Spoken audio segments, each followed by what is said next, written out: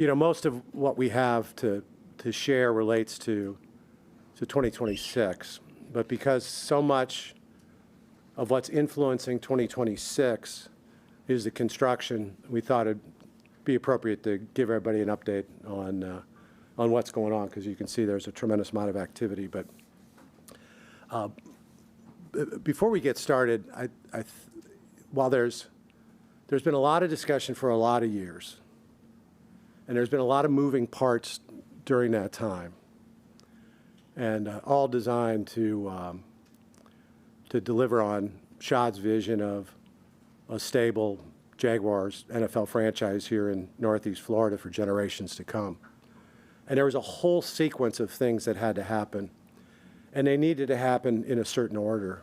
And what I find particularly exciting is that these things are actually coming to life right now. So if you started with, one of the first things we had to do is get all the football staff out of the stadium to enable renovations to occur. And here we are sitting in the Miller Electric Center.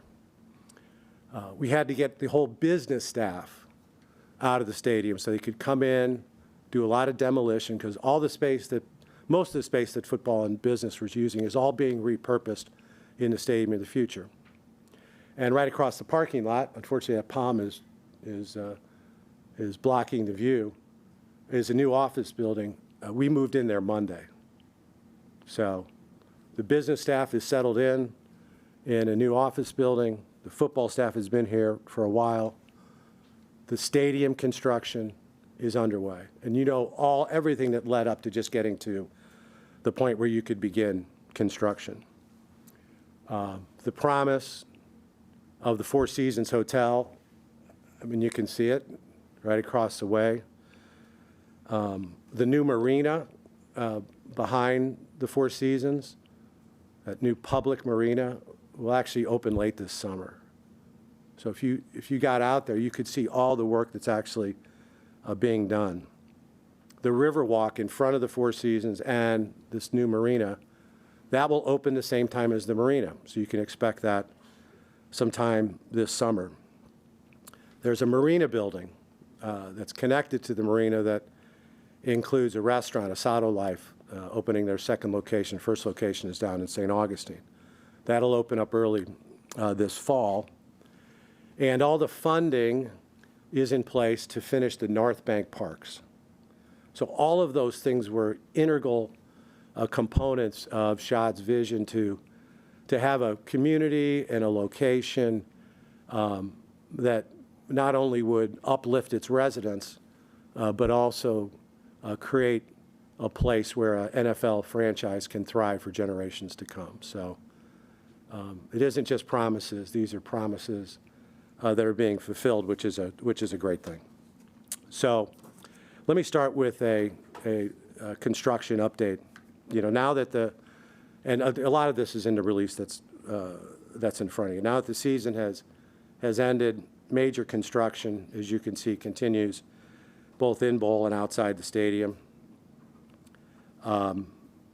There's 75 deep foundation elements that have already been completed outside the stadium. So if you look at some of that steel right out there, and you see that steel is connected to a big concrete piece of structure, that goes way down, and that provides the structural integrity for what ultimately will hold the roof over the stadium. So 75 of those have been completed. 100% of those outside deep pile foundation elements will be completed by August. So there's a lot of work that needs to get done between now and August. There's actually 6 big cranes. They call them crawler cranes because they actually move around as the work progresses. Those cranes move. So there's 6 of them actually in operation, both outside and inside the stadium. And one of the interesting things, this crane right here is our problem child, and that one goes around the stadium this way, and you get to a real pinch point. So when you come back here, I guess in a few months, Marion, you're going to see that a large portion of the player parking lot here at the Miller Electric Center will be removed on a temporary basis. the players then will park out here. So that, that's moving along. All of the structural steel will be completed by November. There's 100 steel trusses that are being installed as we speak right now. We opened up a big staircase by Gate 1 earlier this year. That was open for most of the season. The second grand staircase is right behind us. That'll open early during the 2026 season, and then there will be similar staircases on all four corners of the stadium, along with escalators that will run in tandem with the stairs. The escalators will come at a later date, before 2028, but they won't be this year. The main concourse expansion is underway, and you can really begin to get a sense for how wide the concourse will be. If you look at the outer edge of that steel, that's the width of the concourse. The concourse is about 4 times the width that it is right now. So if you ever find yourself on the main concourse during a Jaguars game or in the upper deck, there's significant crowding. All that crowding will be relieved because there'll be significant more room for our fans to find their way. But we got a long, long way to go. We've currently completed 15% of the project. We're progressing well. We're on schedule, but have a long, long way to go. Currently, there's an excess of 550 full-time workers working each day on this project, and that will continue to ramp up. And one of the other commitments of this project, we always said that, if the end result was just a shiny new football stadium, then collectively, I think we would have missed a huge opportunity. So, we were really proud of not only the community benefits agreement, but also to make certain commitments to make sure that during the construction period, our project benefited the community to the maximum that it could. So, we call these community construction metrics. We're running ahead on all of them. The local small and emerging businesses, we're running ahead of what our goal was. Local business participation, we're running ahead. In fact, as we sit here today, we've got over 140 local contractors that have already been doing work on this project, which also means a lot of local people are being put to work.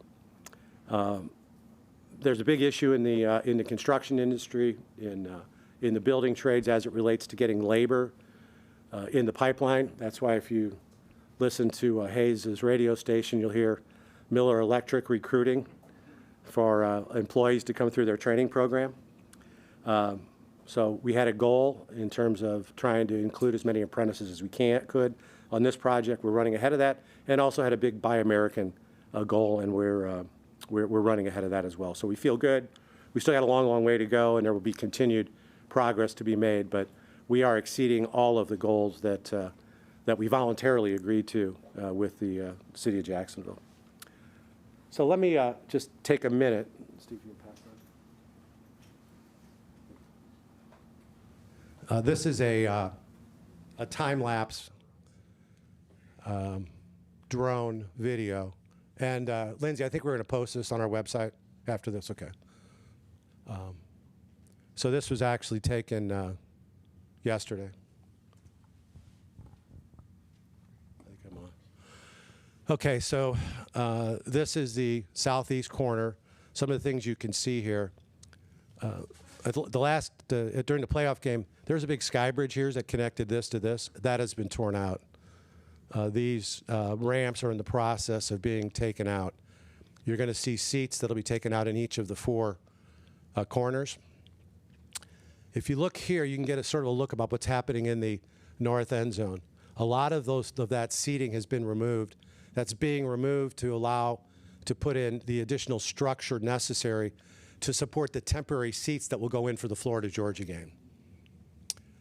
This is that grand staircase near Gate 1 that we opened earlier this year. And again, you can get a sense now for the width of this concourse. During the regular season, well, here you can see where it stopped. It stopped right there. and now it's eventually going to wrap all the way around, all the way from this staircase all the way to the other staircase, and eventually around the entire stadium. If you look inside the bowl, you can see the seats have been removed in the upper deck, and there's been demolition down near the field level. Now, this will be rebuilt in time for this season, but that's allowed to get in there because all the work that's being done is those are some field clubs that are being put in. Let me step over here. Now we're coming into, that was that crane that I was just talking about earlier. So this is sort of that pinch point as you come around here. This is the Miller Electric Center. We're actually all standing right there. I'm standing there, you're all sitting there. And you'll get your first glimpse. Here you can get another look at some of the seats that have been removed. And in this corner right here, you'll actually be able to look from outside the stadium inside the seating bowl. So this gives you a real example of how those seats get cut out. And if you recall the design, the reason for that is to create these breezeways in each of the four corners to not only provide great decks to overlook the river and downtown, but also to provide ventilation through the stadium to keep it even cooler.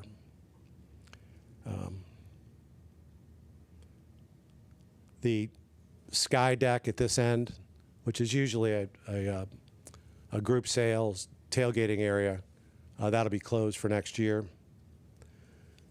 This is the northeast corner. Again, as you're wrapping around, you can see all the work that's going on. The first part of the construction for the grand staircase that'll be located in that corner. And again, you can see how pieces of the stadium have been removed. And then ultimately, we come back in because not only the main concourse, but the upper deck will offer 360-degree circulation. You can't do that now. So you'll be able to walk around the entire stadium at both the main concourse and the upper level. They're actually a little further along on this side of the stadium in terms of the steel construction. Ultimately, all this comes up.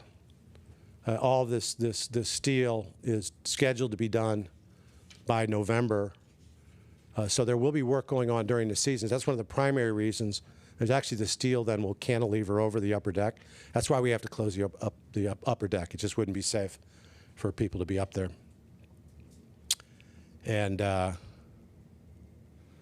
so that concourse will wrap in front of what is currently the club seat entrance. Again, this is on the east side of the stadium. And you can see these ramps are all in the process of being dismantled. So this gets us back to where we are. That's our office building we moved in Monday, and that's the Four Seasons. And behind that is the marina that I referenced a few seconds ago. So we'll post this on our website. Feel free to access it there.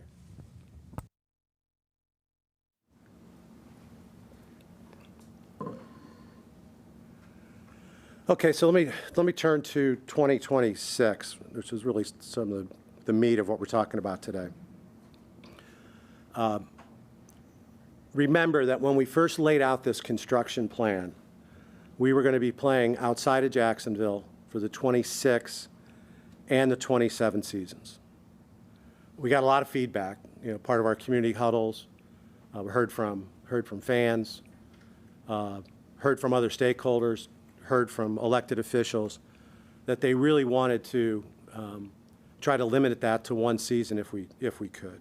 And we agreed to do that, but we knew that there would be some sacrifices we would have to make in order to make that possible.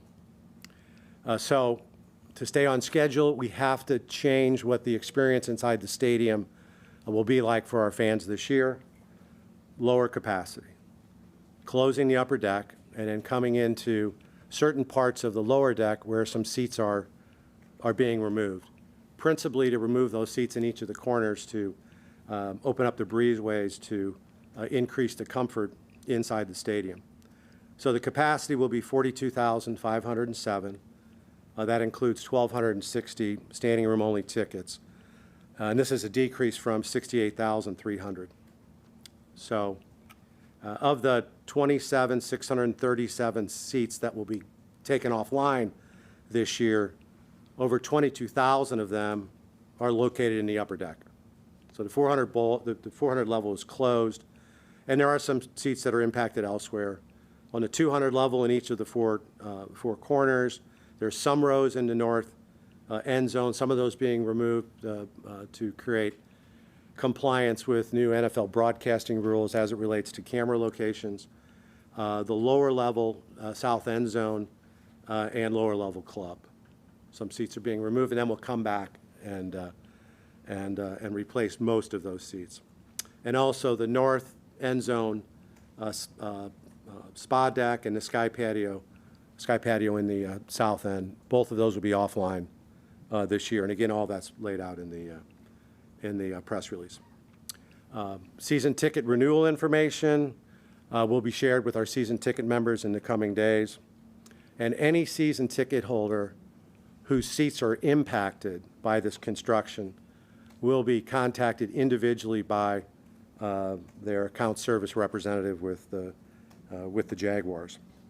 And all of those season ticket holders that are in the upper deck will be given the first chance to relocate down to the lower level if they choose to. So they'll be given the first chance. And in addition to that, we will be offering some pricing incentives to those displaced season ticket holders. We are also accepting new season ticket deposits. We have been for a while, but we are not assigning those seats until we get through this process of relocating any existing season ticket holders that are displaced. So we'll deal with our displaced customers first, and then we'll begin filling in, assuming we have inventory available, with new season ticket holders. And we do have room for new season ticket holders, but the interest has been very high. So that's basically the major changes as it relates to the stadium for the 2026 season. Okay. Another component of this, and again, a lot of these things are tied together, that is allowing us, although doing it in a somewhat disruptive way, to play all our games at Everbank Field in Jacksonville this year. So international games, that's the next topic, and you may have seen an announcement this morning from the NFL regarding the London games next year. So first, it's important to remind us all that the NFL requires that all 32 teams play certain games at international locations once every 4 seasons, okay? Now, this game is separate from the annual game that we play in London, and our turn to be selected for those was originally scheduled for 2027. So next year, when we're playing outside of Jacksonville, one of the games we won't be playing in that temporary location will be an international game. The other game was scheduled for 2030, okay? So as we looked at the complexities of the construction schedule, and all of this was, the 2 games was anticipated because that was part of our negotiations with the city of Jacksonville. So we've always known that the Jaguars had the ability to play 2 games outside of Jacksonville during the 2026 season. One of the reasons that was important is because we have to have all of our preliminary work done by the end of the 2026 season, because once the season ends, things go really gangbusters. And so we can't be catching up on work that we got behind. That's why you're seeing so many people working now. But in the event that we got to where the season was starting and we had some projects that had to get completed, and it would have been difficult to do that while the games were being played, it was our hope, and again, it remains our hope, that the 2026 schedule would be what we would call a donut schedule. So you would have games, and then you would have a break in the middle, and during that break, construction could be ramped back up to get inside the stadium. So we know that at a minimum, there will be a 2-week window. Now, the NFL schedule is one of the most important things that the league does. It drives so many things. So it's a subject that the league and all 32 clubs take the greatest amount of interest in. Okay. But what the league does, the league does offer the opportunity for teams to provide their suggestions on what they'd like their schedule to look like. Or sometimes you may have some dates that otherwise your stadium would be occupied, which would make having an NFL game not impossible, but difficult. So every year, we would put down the Florida-Georgia weekend, as we would prefer not to be playing a home game on Sunday when Florida-Georgia play on Saturday. So we give all of our requests to the league. Again, there's no guarantee that we will get that. But don't be surprised to learn that we're going to ask for a bye week after our second London home game. If we're granted that, then that 2-week window becomes 3 weeks. In addition to that, we're going to ask that we play a road game either before our first London game or after our bye week. So, and if that happens, then from a construction perspective, we have the optimal schedule, which gives us almost a month-long donut right in the middle of the season. So again, this isn't guaranteed. The league always tries to cooperate, but there are overriding issues which outweigh many times what one individual club may want. But we know at a minimum we're going to have 2 weeks. We'll cross our fingers that we could have as many as 4. And again, the 2 games in London, trying to create this donut schedule, that's one of the trade-offs to playing in Jacksonville this year. So that was that. And again, like I said, this is not something that should come as a surprise. The other piece that was interested in this second game, keep in mind I mentioned we were scheduled to play an additional game in 2030. We work with the league. The league has agreed to move that game to 2026. So what that means is we're getting a game back that will be in Jacksonville, in the new stadium, at full capacity, and we're giving up a game at reduced capacity in the stadium here, and it also helps us regarding the construction. So that's happening for sure. So we think, obviously, many fans want every single game to be played here in Jacksonville. We understand that. But in this particular case, trading a game in a stadium under construction with reduced capacity and getting a game back in our brand new stadium, we think that makes sense for all involved. So that's something that we're looking forward to. Obviously questions about the last topic. This is not in the press release, but I think we're getting very close to a resolution on where we'll be playing in 2027. We have every expectation that it will be taken up at the upcoming owners meeting, which is scheduled for Phoenix at the end of March, and then we'll be able to move on at that point and begin planning. So with that, that's the end of any prepared remarks. And if there's any questions, I'll be happy to take them. Yeah. Is there any consideration, looking beyond the 27 season of trying to get out of that required annual London game?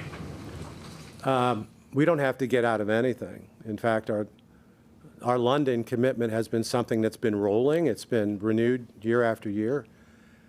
And, there's a lot changing on the international front with the league. There's a lot that's going to be changing here locally.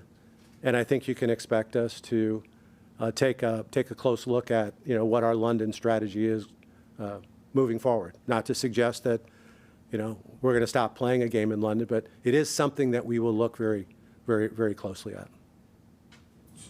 Two questions. I wanted to make sure I have my facts straight. The 2 games that will be in London this year, are they both home games, or is it like a couple of years ago where one was officially a home game and one was a road game? No, these are games that if they weren't going to be played in London, would be home games here in Jacksonville. So of the 8 slated home games designated home games for 26, 2 of those 8 will be in London in 26. Yeah, actually, we have a total of 10 games, including preseason. and 2 of those 10 will be played in London. And then secondly, I remember a few years ago that the 27 season, the 28 season was probably one of the most successful financially in terms of local revenue created for the club because of the success of the 27 season on the field. Considering how well the team did in 2017 and 2018, yeah. Right. So considering how well the team did on the field in 25, how much will the reduced capacity impact local revenue creation this upcoming year? Well, it is going to impact it. You know, you can't lose a third of your inventory and expect to generate the same ticket revenue. We're going to try, that's for sure. I would expect that we would have a big change in this supply-demand dynamic. I think it'll be a pretty electric experience for our fans. You know, it will be a smaller capacity, but it should be packed each and every game, and hopefully, given that we give priority to Jaguar fans first, you know, we have a strong schedule next year with teams that bring a lot of fans with them. Hopefully, you know, our fans will take up most of those tickets before visiting fans have a chance to purchase them. But the other part of this is, you know, we've known this all along.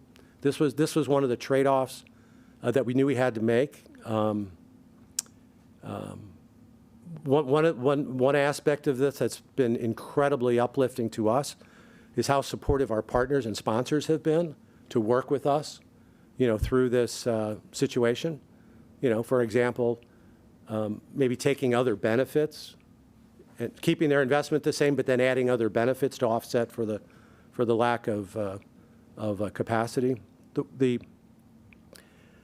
The one thing to keep in mind with that, I don't want to belabor it, but this is an important point. We made a conscious decision collectively, once we figured out it was possible, to pretty much do something that has very rarely, if ever, been done on this scale. And that's produce a new stadium from an existing stadium. And so there are trade-offs that come with that. One is the trade-off you just mentioned, which is you're going to be doing construction while you're playing games. And there's logistics, there's cost impacts of that, there's headaches that are part of that, and there's economic impacts that are related to that. The other thing that we did when we chose this renovation approach, we were able to do it in a much more sustainable way, and we were able to do it much more efficiently. And we said at the time that doing a renovation versus a new build, collectively, we saved about $1 billion, okay?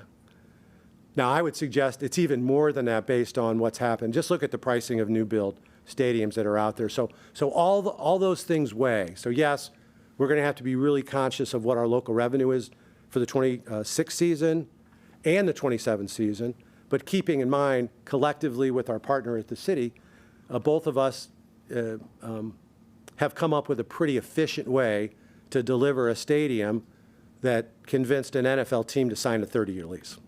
So. Mark, you guys still control the London game operations and all of those stuff at Wembley?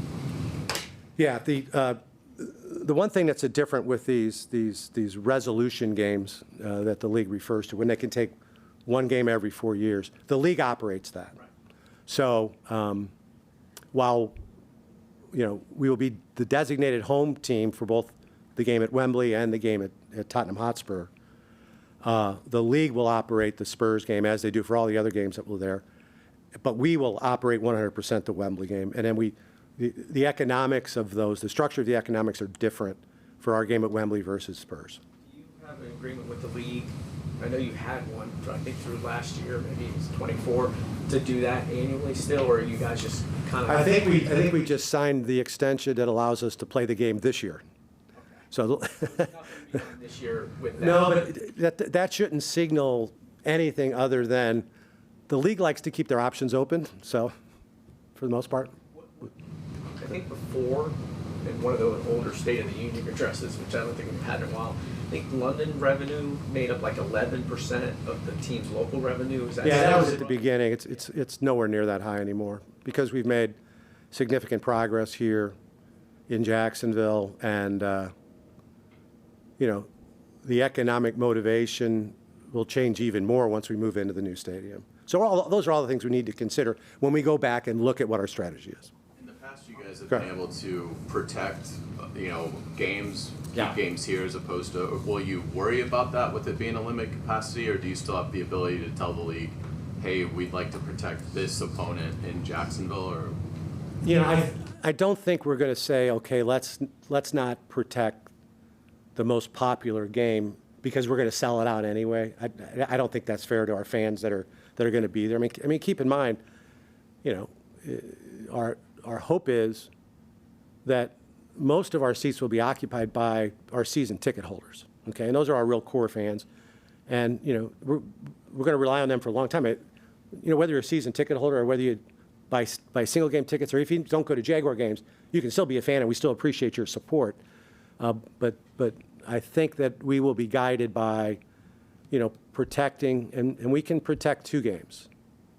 That we will assess which of those games would be best received by our fans to be played here, and there's also good discussion and probably a better level of communication than we've had since I've been here, in terms of what football thinks from a competitive standpoint. They may like a matchup at home against a certain. how important is that relationship with the football side of things? It's incredible. I mean, it's again, I'm not being critical to anyone who preceded James or Liam or Tony, but this is at a whole nother level, and there's a great level of respect for what each side of the organization does, and there's tremendous sensitivity. From a business standpoint, we know the best thing for our to meet our objectives is to win football games. So anything we can do to support the football team, and the football team knows they have a much better chance of winning on Sunday if the place is packed. And just as an aside, we've had some great environments over the 13 seasons I've been here. I don't think anything showed what this market is capable more than our playoff game against Buffalo this year, because you saw the stands, unlike a lot of times when the Bills roll in here, it was still dominated by Jaguar fans, and they were loud, and it was great. And I think that was appreciated by the football side, and it was really appreciated by all of us on the business side that, yes, we're correct. If we put the right product on the field and we give our fans the right product for them to enjoy in the stadium, we're going to get a unparalleled experience. I want to make sure I heard you correct. In terms of the 2027 home game location, you said we may learn about that in March. Yeah, the process for that is it needs to be first approved by probably two ownership committees. Ownership committees convene next week in Palm Beach, Monday and Tuesday. So this matter will probably go in front of two committees next week. And then if it comes out of those committees with an affirmative vote, it goes to a vote of all 32 owners. And that process was no different than what we had to go through to get our 30-year lease extension approved. But it looks like we're on that timetable. I just want to make sure I'm hearing correct, but we may not know until March, though, correct? Right. It can't be officially 100% guaranteed until the full ownership body of the National Football League votes on it. And that vote can't happen any earlier than the end of March. My other question into that, what factors, if you can explain, what factors are in play in terms of making that decision, as, we're going to play it at this stadium or we're going to play it at this stadium? What goes into that decision? Well, a whole variety of things. What do our customers want? That's why we did a lot of surveys of our season ticket holders. What do our sponsors want? What do our employees want? And we also want to make sure that wherever the games are replayed, it is played in an NFL caliber stadium.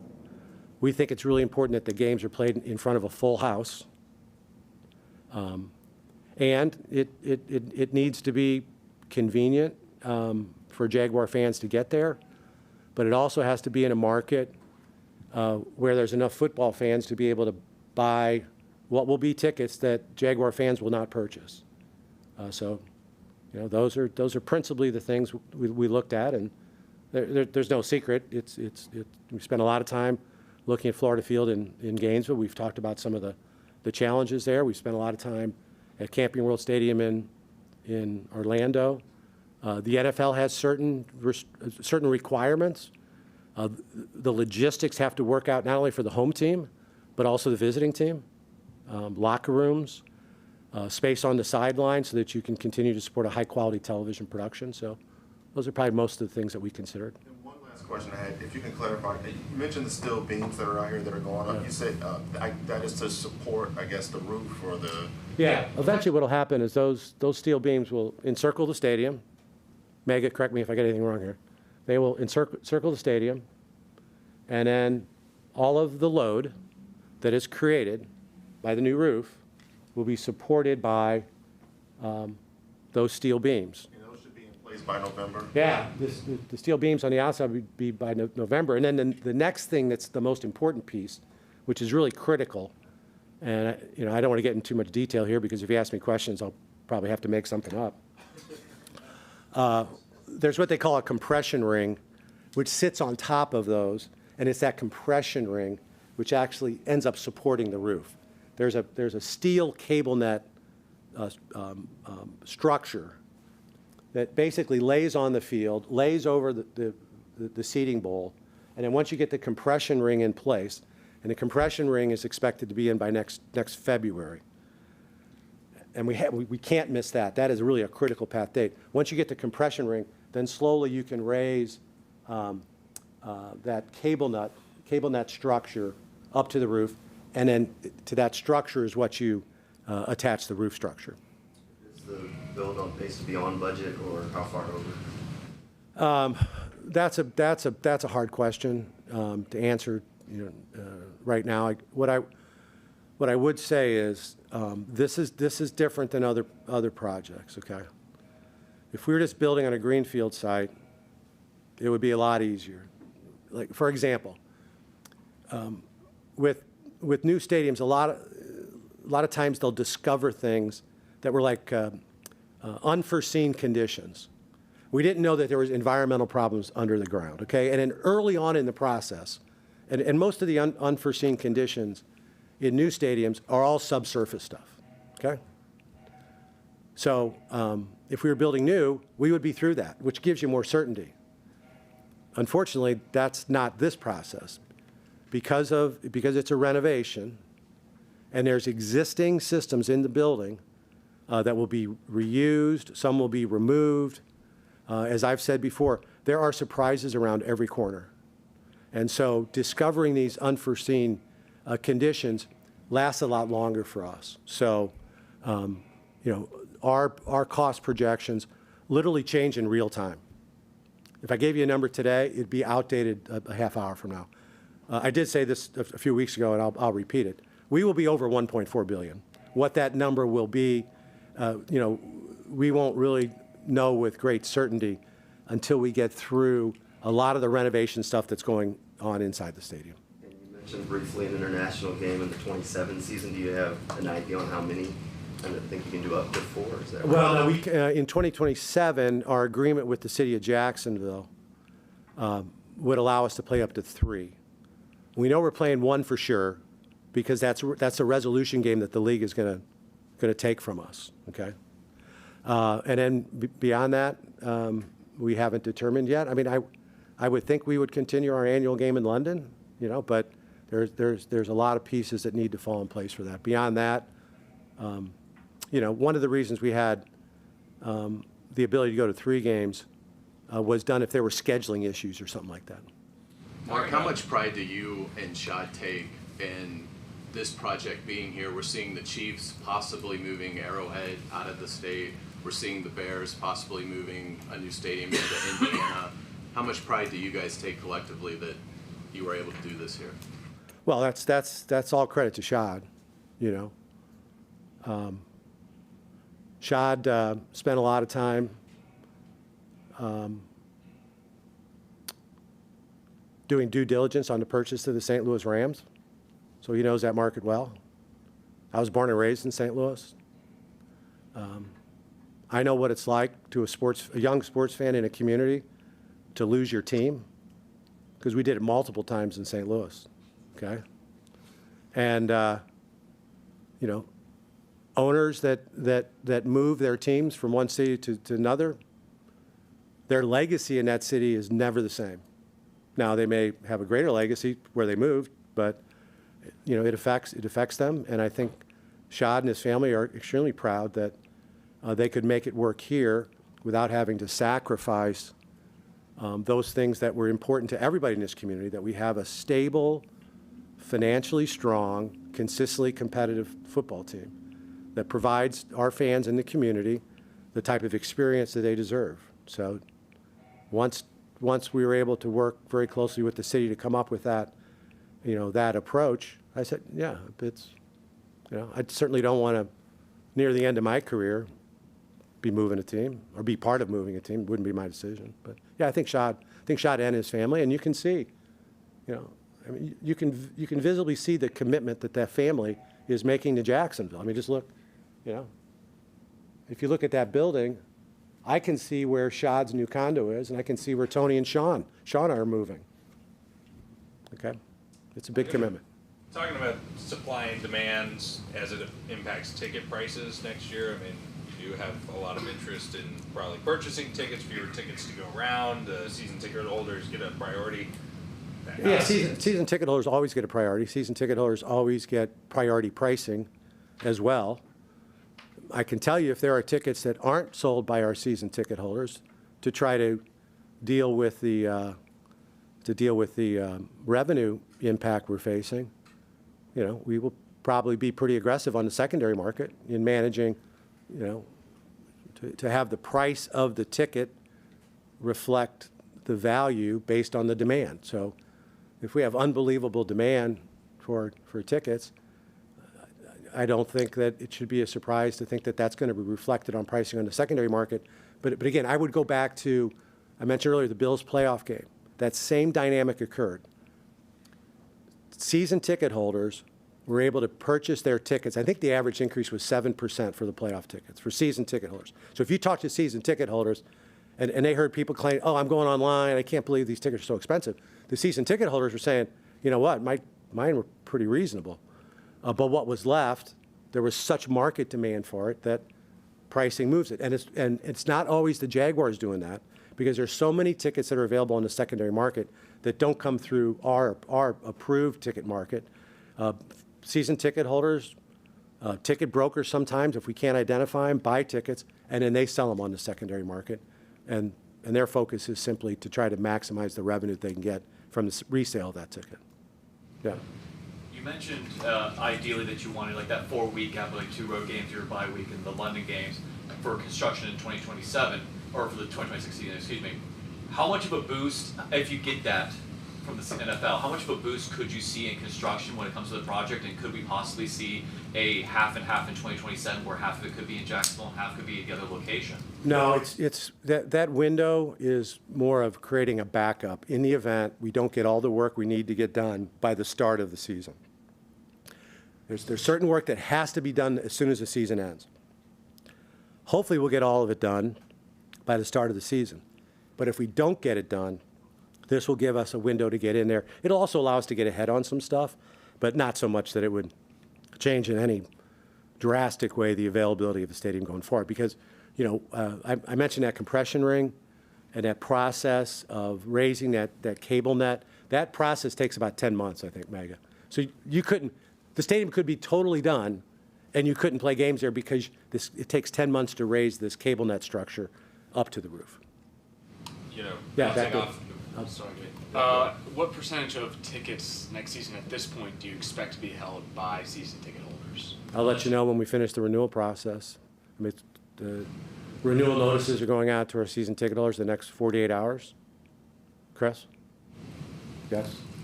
Yeah. And then where do you stand on identifying a sponsor for the next new stadium? Lot of discussions going on. It has to be the right fit for the sponsor. It has to be the right fit for us. has to be the right fit for Jacksonville. So, no, that's a priority for us. But I mean, keep in mind that's not the only thing we're working on, because we have all the other commercial aspects of the new stadium. We're working with sponsors to try to keep them on board in 2026, and then we're going to be thinking about, okay, how do we fit sponsors into our 2027 plan? Once that location is determined. So we had a lot going on, and not surprising. As part of that, we've really added a tremendous amount of staff on the sponsorship and the ticket sales front. Chris Gargani's the back head of ticket sales. And in fact, if you drive by the fairgrounds site, you can see a building that looks like it's under construction. That was an existing building that's being remodeled, and that will open as our sales center for season ticket holders primarily to come in and take a look at seats and choose their seats for 2028. And we expect that to open sometime late this summer. Chris? Yeah, hopefully July 4th. When do we see the shiny new roof start to take shape? I think the first of that will go in second quarter 2027. Yeah, so or first half of 2027. Now, what'll happen? You'll see the shiny part of it going on the sides first, and then what's on the top will go in last. You don't really see that unless you're in a blimp shot or inside. So, yes, sir. Have you started looking at changes for parking or entering into the game or even getting out of the game as far as fans are concerned? For this year or in 2028? For this year? Yes. I mean, it's on one hand, we're not going to have as many cars parking because we're not going to have as many people at each of the games. So that's like a blessing way in disguise. But we're going to continue to try to maximize that. As you can see, if you look out here, I mentioned earlier, we're going to have to make place for our players to park out here because we're going to have to get access to the player parking right now. You can see there's a lot of construction work that's out there. So I don't think the parking experience, I don't know if it's a good thing or a bad thing. Chris, you can jump in here if I'm wrong. I don't think it'll be much different than it was last year. There may be some more lots that are encumbered, but that'll be offset by fewer cars coming. So I think it'll probably be similar to this year, which was an adjustment for our fans, but we don't think it was intolerable.